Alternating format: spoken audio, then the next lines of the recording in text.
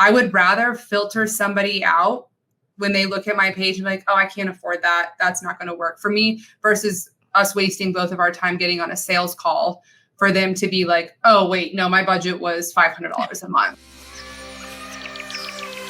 Hey everybody, today I am thrilled to be joined by Q Muldrick. If you don't know Q, she's the CEO and founder of Legacy. I'm just going to keep going.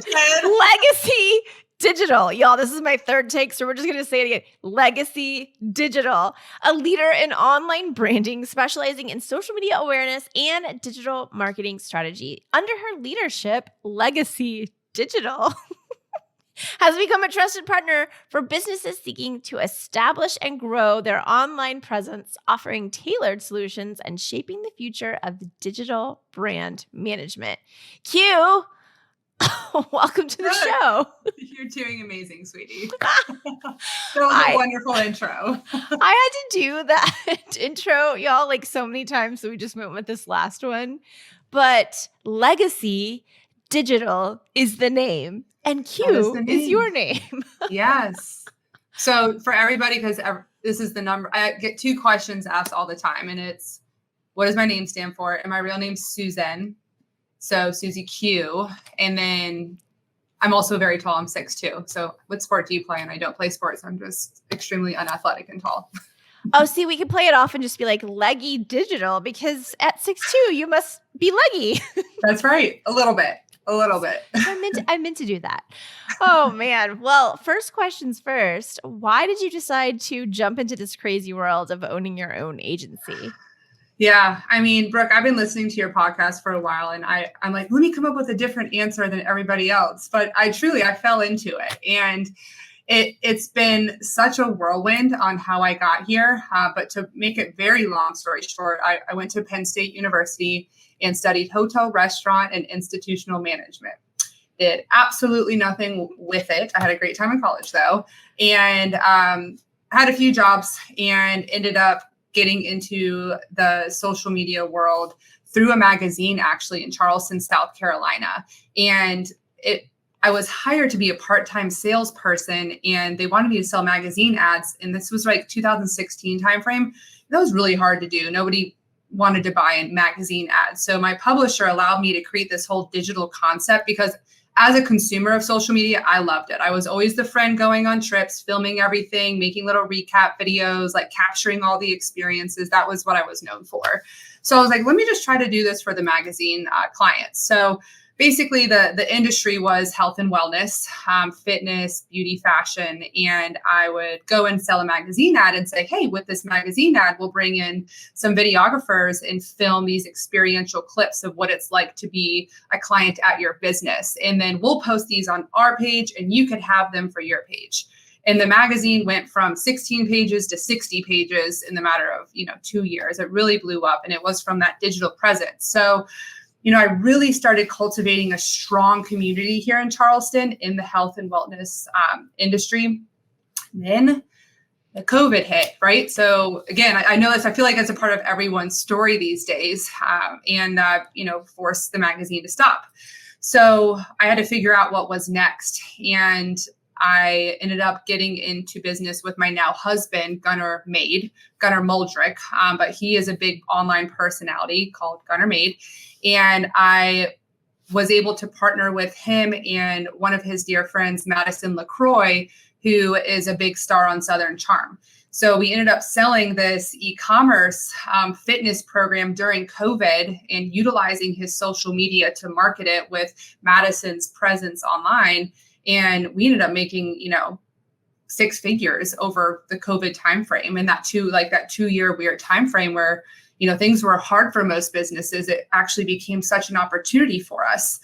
So I went all in with he was my boyfriend at the time. And as much as I love him, I was like, this is a lot working with your significant other. I tried to do it for 4 years. We tried to run multiple businesses together for 4 years, and it was wild, to say the least. And I was like, well, if I could do this for you, then maybe I could do this for somebody else. So I started picking up random clients. And I was, again, everyone says this in their story when I listen to your podcast, but I was like charging $500 a month which is Yeah. laughable right now, compared to like what's going on in the industry and rates. And I ended up growing my own business called Q Consulting Services, which was very much so a digital consulting company where I thought I could, have 10 clients and build websites and paid ads, email marketing, social media, all the things. And I was very much so self-taught. YouTube videos, trial and error, just allowing clients to trust me to figure it out. And I ended up building a really solid clientele. One of the clients actually wanted to buy my business. So we ended up merging together. He is a big time real estate investor in multifamily. His name is Tim Bratz. And he's such a big believer in having a personal brand online. And I consulted with his marketing team for several years. And he was like, listen, I love what you do and I want to take it to the next level and I want to bring it to my audience. So he bought my business and we created Legacy Digital in January 2023. So technically speaking, I'm in year 1.5 of agency owning. I went from myself to now having 13 employees. We have over 30 clients. We're nationwide. We are doing things that I didn't even know existed, and I'm still finding out new things. So I do want to set the tone with this because we're talking about tone setting, that I'm very new in this as well. And I'm very much so figuring it out. And I think it's so important for new scaling agency owners to have the topic we're going to talk on today at the forefront as they're building their business. So yeah, that's the long-winded version. I love it. And what kind of clients are you working with now? Are they all real estate clients or does it matter? Yeah, so we are really trying to diversify right now. Again, going into tone setting, building a personal brand is a long-term play. It is something that requires a severe partnership with the social media or the digital company and the client to really portray a strong storyline and narrative. And we work with in the beginning, we worked with real estate investors. My partner put me on stage in front of hundreds, thousands of people on podcasts and on stages. And I was able to really gain a big network in that specific industry. And we ended up bringing in tons of clients that wanted to be like the Grant Cardones and the Tony Robbins, online big real estate investor personalities that allow them to talk about their lifestyle, their wins, their losses, and showcase how they can really formulate a deal and be super transparent about it. So that way people can connect with them in the future, like, hey, I saw you're doing this deal. This looks amazing. I'm so happy you handled it that way. Or tell me how you got through this process. And all of a sudden, you're just filling all these credibility gaps in the investor pipeline that normally would take months of nurturing, to make happen and create into a real relationship or a real conversion. So anyway, so that's what we ended up doing with personal brands. And it was tough. These real estate investors wanted a quick turnaround. And, I love all my clients, but sometimes it's hard to make people have a personality online if you don't have that much of a fun personality, right? The weirder you are, the more engagement you'll get, right? So getting online like, hi, my name's Hugh Muldrick and I own a blah, blah, blah, blah, blah. You're going to get scrolled right past through. So, trying to create some fun characters out of it was definitely a pain point for us. So going into 2024, our biggest goal is to get more local clients to save us some money on travel and to really just hone in and create a culture and a community here and focus on restaurants, health and wellness, e-commerce and products and businesses that really thrive faster online. So that's where we're going for this year. Yeah, that makes sense. I mean, it's so much harder to move real estate than it is a plate of food, right? 100%. Okay, so let's talk about transparency or tone setting in the sales process, because this is kind of the conversation that we had on our pre-call. And it was very interesting. Some of the things that you said about transparency and tone setting, but why do you think this is so crucial within the context of a marketing agency, but also within the sales process? Yeah, absolutely. This was learned again through trial and error, right? This wasn't something I figured out immediately. We found, especially working with real estate investors who wanted to see their ROI in 30 days, it's not that when I would get on a call with a client, I was lying, because I truly authentically wanted to deliver them what they wanted, right? But it was really hard to get what I needed from them from, a personality standpoint, them sending me the content that I needed and helping them build their ascension model, right? Like it was a lot. It was a lot. And I definitely overpromised and couldn't deliver what the expectations they wanted were. So it was a quick reality check. I was able to experience attrition. And I say that in a positive way because it taught me a lesson. And we were a growing company. I was hiring people, bringing on these new processes and tools.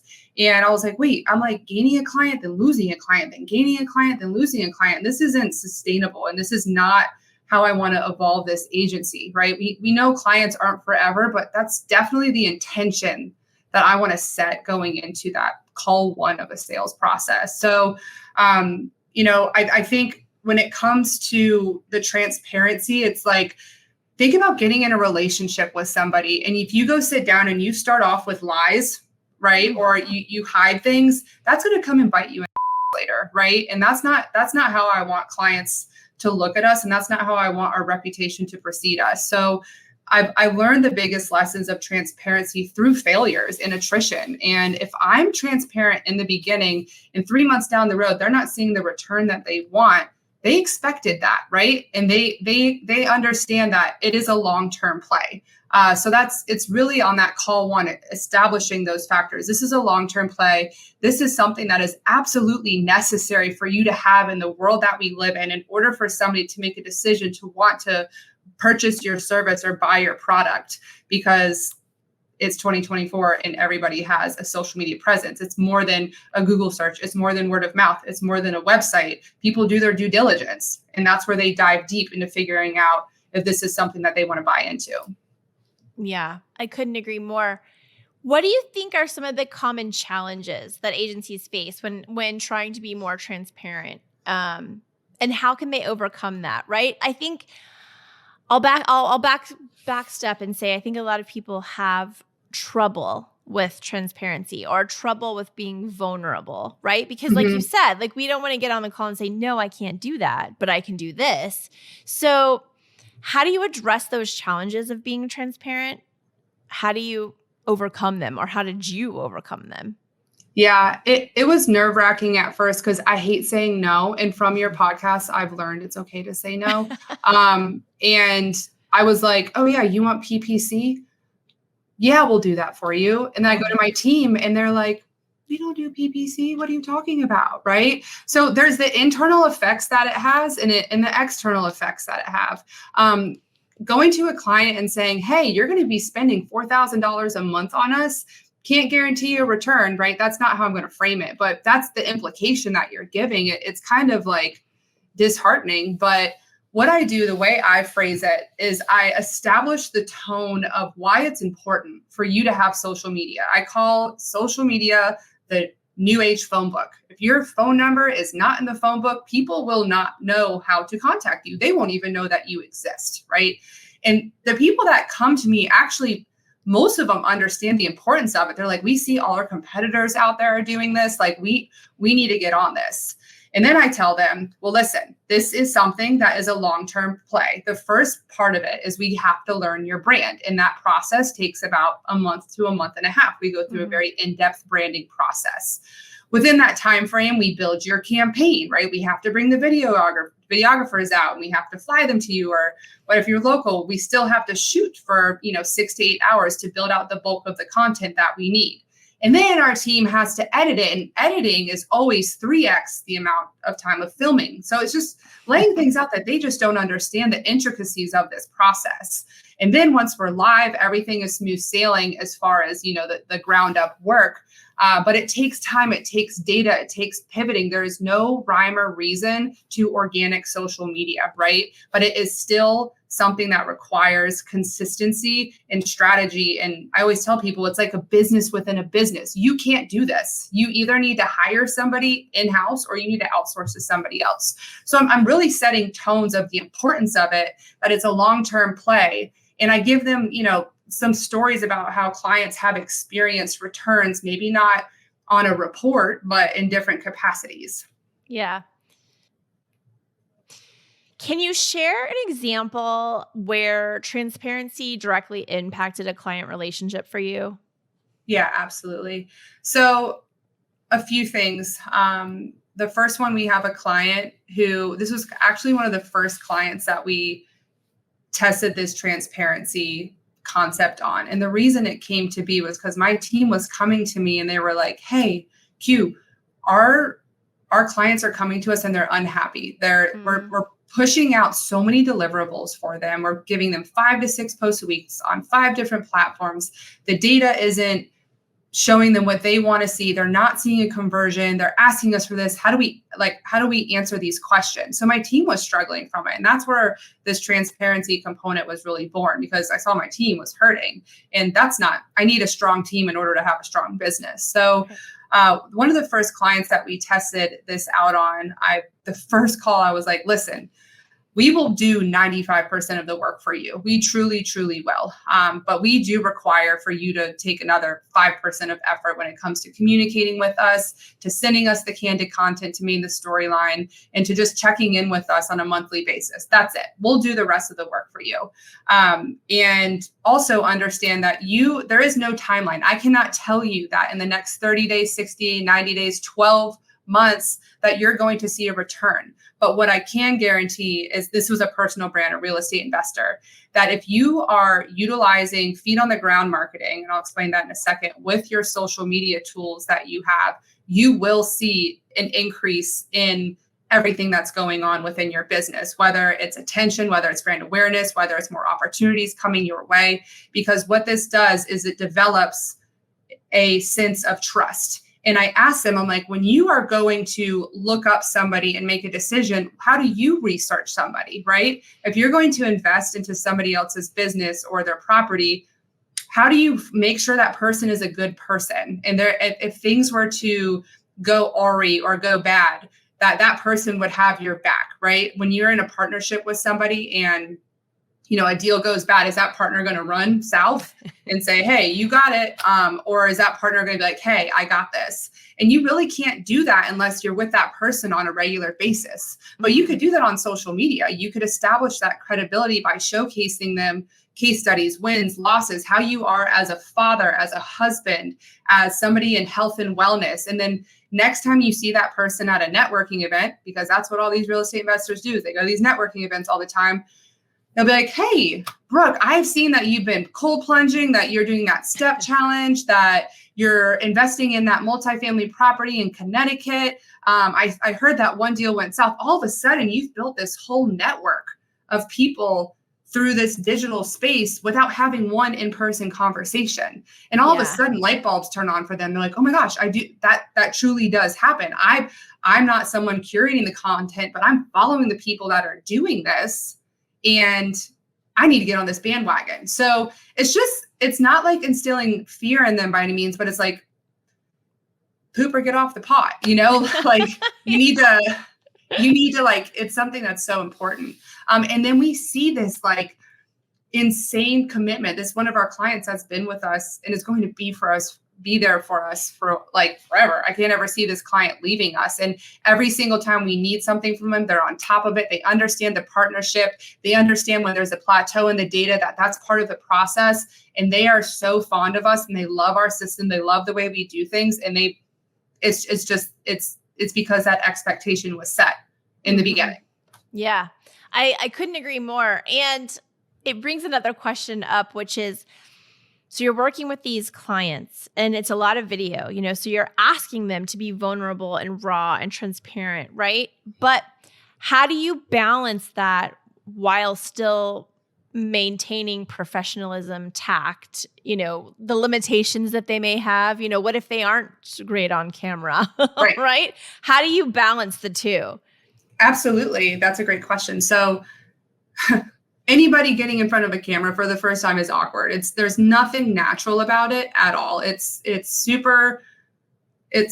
like I'm speaking to this black dot. So that's another transparency process that we usually, it's not in call one, but usually going to the branding process. We're like, hey, your first campaign, you're going to look back on this and you're going to be like, oh my gosh, like that was terrible. Yeah. I always tell our clients, let us get through 2 to 3 campaigns where you're in front of a camera, you get to watch yourself. We understand the data. We understand what people like, what they don't like. In each campaign, we could really funnel down based off social listening, based off where you're comfortable. And it's insane.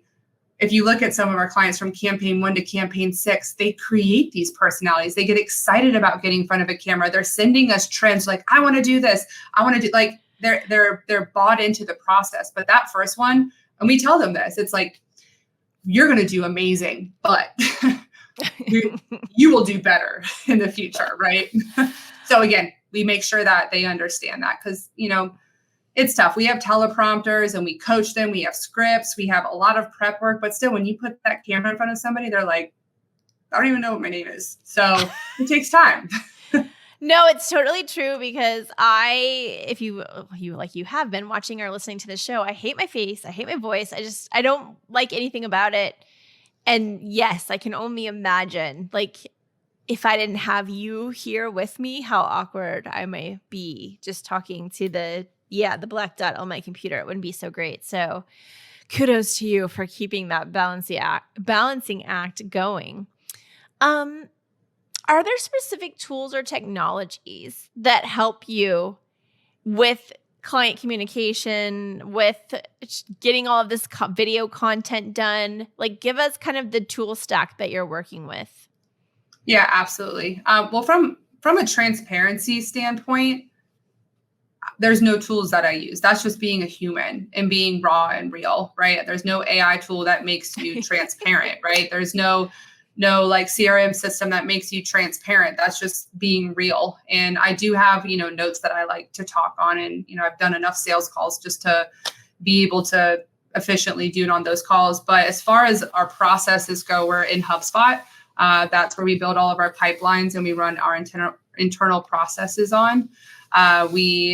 I feel like we use so many different things. I mean, AI, I launched this business also like 6 months after ChatGPT was released. So everything that I built last year changed, which is awesome. I'm all about it. So we've been, adding tools in, taking away, adding in, taking away, et cetera. But we're big ChatGPT users. From the perspective, we like to build brands in singular client GPTs. So I'm sure. Yeah. So basically we'll go in, we'll create a GPT and build the brand in there, the tone, the voice, the call to actions, the strategies, anything they're trying to monetize. And we continue to coach that brand on a monthly basis. We actually have GPT workshops where we go in and our team will prompt until that output sounds exactly like our client. So that's a huge tool that we use. And then we have our own videography team and production team. So they have, their assets. We're diving into the script, which I'm really excited about. I hear it all the time, and we have a membership. We've had it for like 6 months and I have no idea how to use it. So that's what I'm excited about. But yeah. Descript. You've got to talk to Sarah. I think I mentioned her on another show, and she's been a past guest of ours, and she helped me with Descript. But Descript is an amazing tool. I use it too, so I think you really will love it. What do you think from a sales perspective, right? I'm a salesperson at heart. I love sales, and I feel like the best entrepreneurs are kind of like both marketing and sales.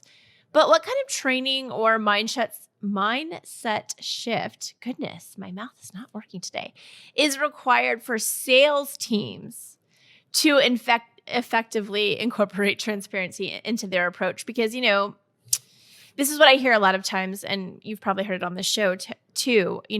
The sales team promises some things that maybe the company can't deliver on. Or sometimes the marketing puts that little marketing spin on something, and then the sales team is like, oh man, that's going to be really hard to sell. So what is the mindset shift there that you think is needed for better transparency or tone setting? Absolutely.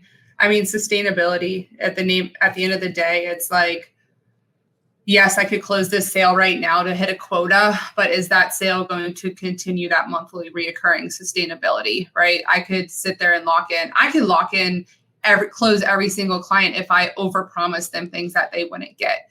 So sustainability, number one, that you need to think, when I'm making this sale, I don't want this client just to be here just for me to close it out and, check a box. I want this to be a long-term client.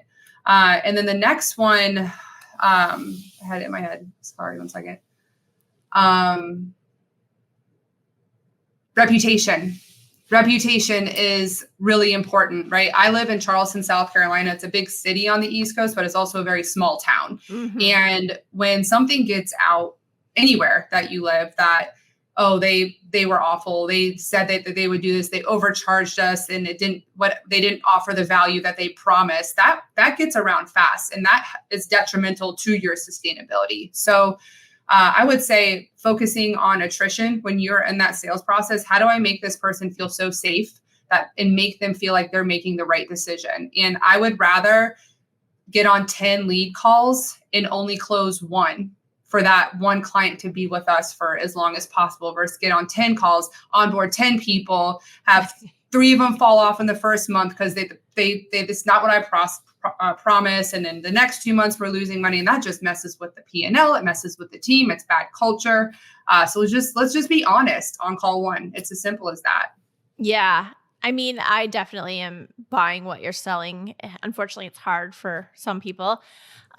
Okay, this is a question that I get a lot. So it's kind of a pop quiz, but I'm pretty confident that you'll be able to answer for us. But there's this ongoing battle, and I see it mostly online on social, where people say that you need to be transparent in your pricing and have it right there on the website. Like, this is what we cost, or this is what this service costs, or this is what this thing costs. And then the other side is like, absolutely not, because then people self-select out based on pricing when really, like, we could have worked it out. So what's your view on this debate, and what do you see as the benefits and or the pitfalls of being open and transparent about pricing structures right there on the website? Absolutely. So I would like to say, number one, I'm speaking from the perspective of a small business, right? In a smaller industry. I know everybody might have a different opinion based off of their agency structure and where they are in the process. And I'm big on transparency. That's why I'm on this call today. And I believe I have my pricing on the website from the standpoint of social media marketing, because everything else is customized.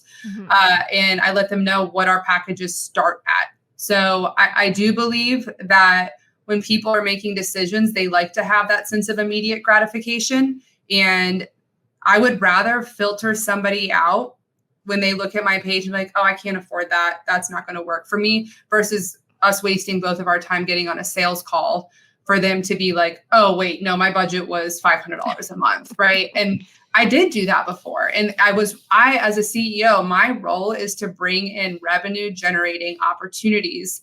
But I'm also very much still in operation still, because I'm still building this business, right? Like, I can't just be like, good luck, guys. We're in year 1.5, figure it out. We have 30 clients and we're growing exponentially. No, I wear both hats, and I understand that, as a consumer, for me, I want to see a price before I even think about buying into it. So I'm all about having transparency on pricing on the website.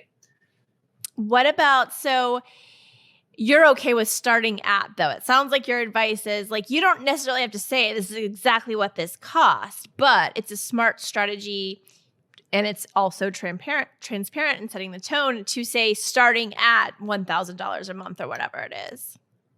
Absolutely. Yeah. So I used to have all the costs on the website, and it was so confusing, right? Like, when people want social media or digital management, 9 times out of 10, they have no idea what it is. They just know they need it, and they know they need help. So if I'm going on there and I'm saying, with social media, you get 500 deliverables, and with SEO, you get this, but it starts at this, but if you get this, it could be this price, but there's also the startup fee, and then there's also add-on prices for the products behind the scenes, and then they're like, what the hell? So yes, a starting at price is something that allows people, again, like you said, for me, it's a filtering process. It's like a pre-screening process. So I do not have to waste all those times on sales calls. And during that sales call, I could say, okay, I'm listening to you. I hear what you need. I'm going to put together a custom proposal for you. So I'll sit down and we'll build out what I call a digital evolution plan. And I always prefer starting with building the brand, the website and social media first, and then we start to add everything else on with that. So I send them a website proposal that has everything laid out, all the services, all the deliverables. It's like a prescribed proposal for their business and how we could add services on moving forward. And I also tell them, like, none of this is required.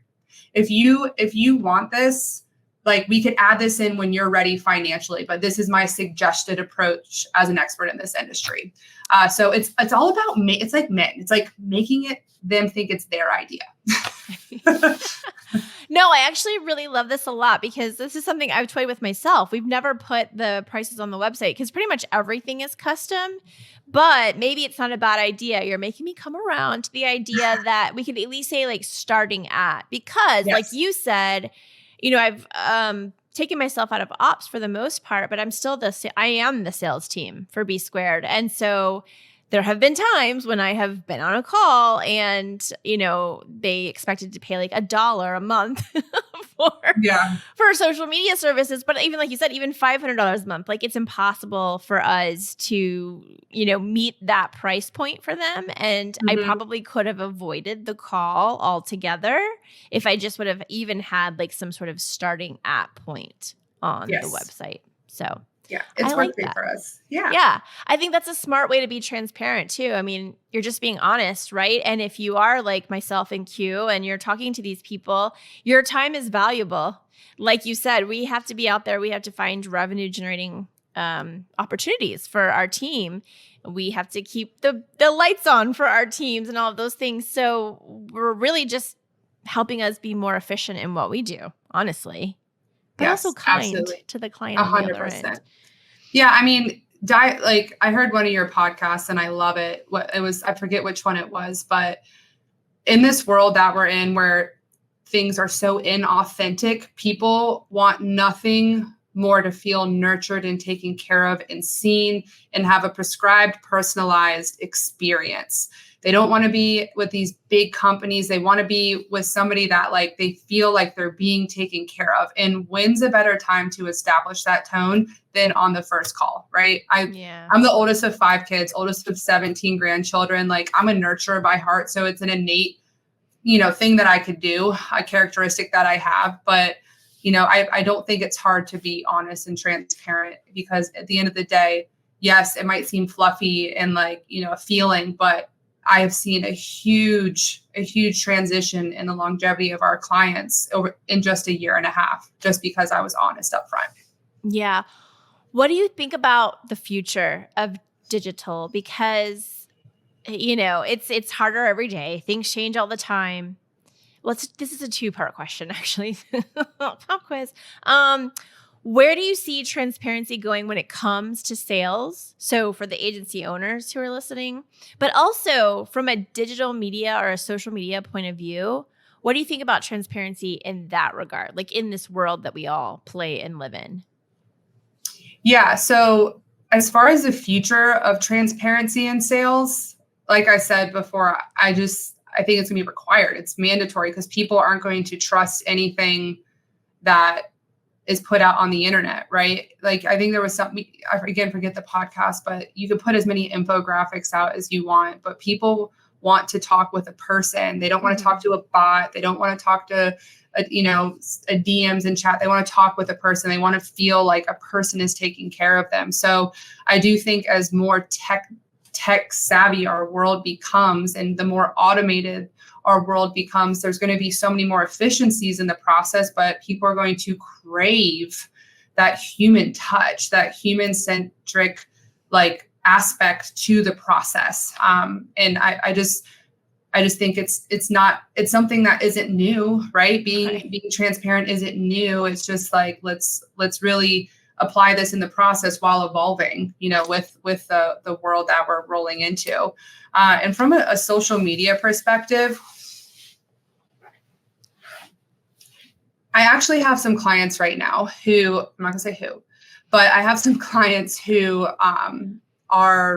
they're one of our top clients and they're a nationwide brand.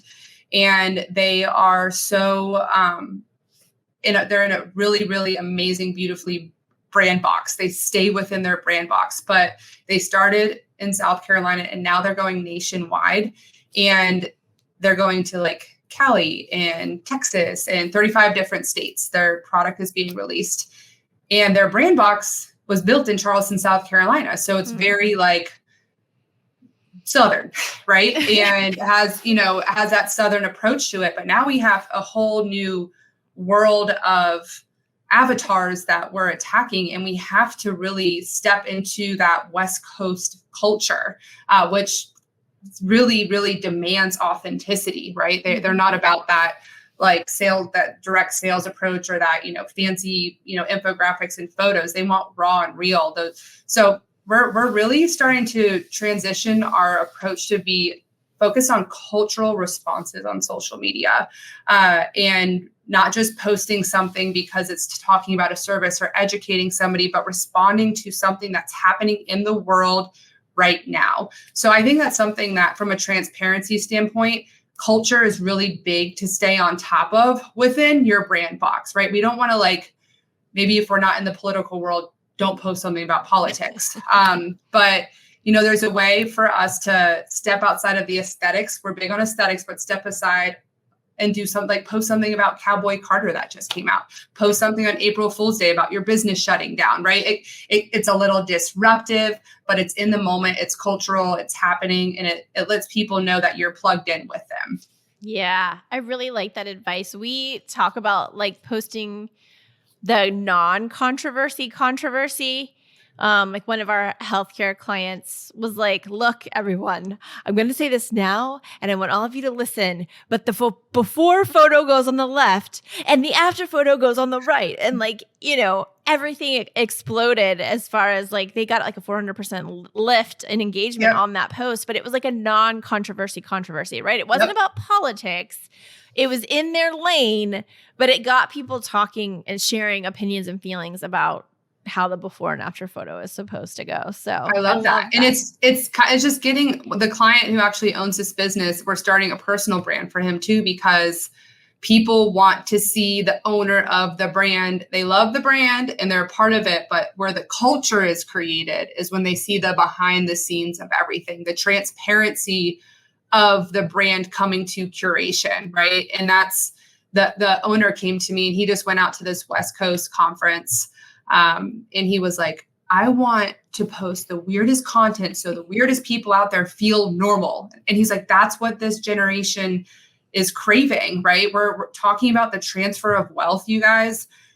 Millennials and Gen Zs are taking over, right? And they are consumers of social media. That's how they make their decisions. And if we are not being transparent and authentic and raw and real and showcasing the good, the bad, the ugly, they're going to see right through this, right? Yeah. Social media is not, let me just post a picture and hope someone's going to buy something. You got to get vulnerable. You got to get weird. You got to be transparent. You got to, really step outside of your comfort zone because that's what the consumers are craving.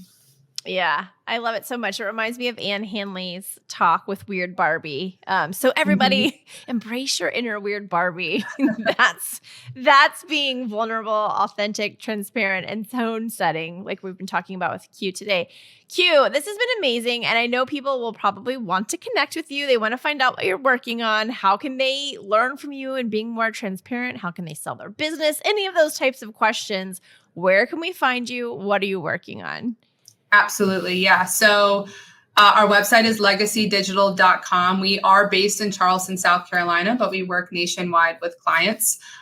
For anybody who's just interested in learning a little bit more about our tactics and our strategies, we have a free newsletter called In the Digital Moment that we release twice a month. And it's all the latest audios, trends, hacks, new platforms that are out, anything that we think is relevant, because that's what social media is. It's a digital moment happening one moment at a time every single day, and it's changing.